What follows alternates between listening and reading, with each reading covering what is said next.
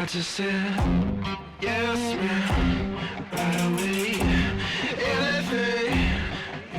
Alright, so finally the moment we've all been waiting for, me included, the blending and tasting of the Frankenstein sourdough whiskey. The distilling is not that big of a mystery. If you watch George and Jesse's channel, you get your stuff set up.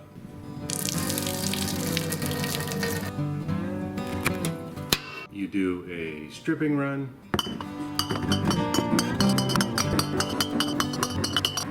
And then you do a spirit run. I'm not a hobby distilling channel. If you're kind of interested in this topic, but you don't really know much about it, let me know down in the comments section if you would like for me to do kind of a hobby distilling 101 type of video. There's tons of great content out there on hobby distilling. George over at the Barley and Hops Brewing channel and Jesse over at the Still It channel. They have tons of really solid content, and I'll put links for them down in the video description. I'm friends with both of those guys. I talk to them all the time. I think I just tend to think we share a whole lot of viewers, and I don't know that we do. So if some of the terms that you just heard and some of the terms that you're going to hear are confusing to you and you're not really sure what the hell I'm talking about, but you want to know more, definitely leave a comment down below and let me know if you want me to cover this stuff in more detail. So I am not going to make you sit through the 25 minutes of smelling jars and blending that I did, because honestly, it was a train wreck. I was in a really big hurry, so I was just smelling the raw jars and tasting the raw alcohol without actually diluting it and then taking a real sniff. Luckily, I didn't cook my palate, and I was able to make what I think is a fantastic blend. So you remember in the last video, I mentioned that if your sourdough does not have a super high alcohol tolerance, it may crap out on you and it won't finish, so you'd have to add some commercial yeast to get it to finish out to dryness. Luckily, I didn't have to do that. It started at 1.074 and went down to 1.020. So we still had a lot of sugar left, but I needed to get it out of my kitchen, so I stuck it in the garage. It's 75 degrees in my house, and it's like 95 degrees in my garage. I went out a few hours later, that airlock was popping. So what I learned about sourdough, at least this jar, it really likes those warm temperatures. I mean, almost hot, like Kveik type temperatures. Kveik yeast is usually like 95, 100 degrees, it's fine. This apparently is okay with that too.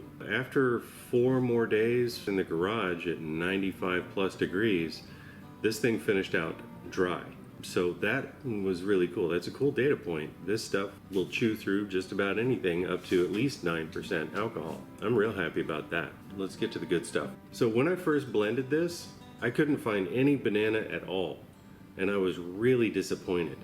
But I just smelled this, and there's, to me, to my nostrils, the tiniest, faintest hint of banana in here. There's definitely a lot of fruit character. There's some interesting kind of treacly, toffee, golden syrupy notes to it. I think this ended up being a pretty darn good whiskey. Right now it's at about 50% ABV, so we're going to proof it down to I think like maybe 42 or 43%. One, to get more volume. Two, to see if I can get any more flavors to come forward. My goal when I'm doing a blend is always to get a fantastic tasting unaged spirit. And if I can hit that, then chances are it's going to be fantastic when it's aged too. And I know George's philosophy is hearts only. For his taste, for what he's found, the hearts are pretty much the bee's knees for him. For Jesse, he said it in a video recently that he wants spirits that are going to fight you a little bit. So he finds some of the crazier flavors in the heads and in the tails that are just going to fight you. And once those age on wood, you can get some really spectacular things. For me, I'm kind of in the middle of George and Jesse in that I really want to find something that's going to taste fantastic as an unaged spirit, and then it's just going to get better as an aged spirit. And you know, so far that has served me well. Close enough. So we got it down to 44% by adding about another 300 mils of water. And I think it is time to give this a taste and see what we got. Just a little baby taste. I'm not trying to get hammered. Not on camera anyway. The treacle and kind of golden syrup flavors that I got from down in the tails, those are still there. There's definitely like some banana and I want to say raisin, along with a lot of kind of biscuity note from the grain. Because remember, this one was there was a lot of brown ale and red ale grains in the Frankenstein wash, so I'm getting a lot of that kind of toasty, biscuity, sugary.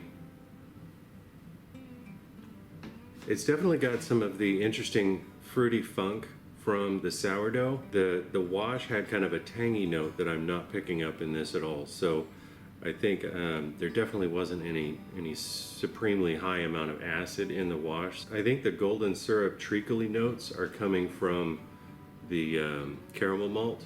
It's really good as it is, but I am definitely looking forward to aging this on some wood. And thanks to Ken over at Barrel Charwood, I still have a ton of wood samples to choose from. And speaking of that, I'd like to thank the people who support me on Patreon.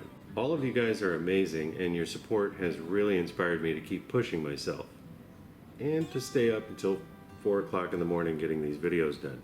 And thanks to you patrons for voting on what kind of wood I'm going to use to age these. We're going to go with charred American white oak, charred American chestnut, and birch. And if you'd like to be involved in decisions like that and get some behind the scenes access for what I do around here, consider supporting me on Patreon. I'll put the link down below. So let's get these jarred up and stick our wood in it. I mean, we'll put small chunks of wood into the jars. That's what I was, yeah.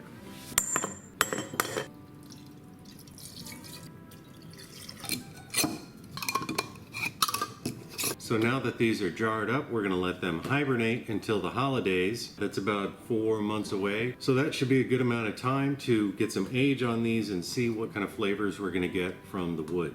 So if you have any suggestions on what kind of interesting things you want to try with sourdough, or you want me to try, go ahead and leave them in the comments section down below. To me, this was a huge success. I am definitely interested in doing more projects with sourdough just to see what kind of crazy stuff we can get. And if you enjoyed this video, if you liked it, if your life has been enriched, do me a favor and hit the like button. It really helps out the channel. If you want to find out what's in this jar, hit the subscribe button down below and make sure you hit the little bell icon right next to it. That way you get notified when I post new content. That's going to be the next video. So we'll see you next week. I think that's it. All right. Thanks for watching. Talk at you later.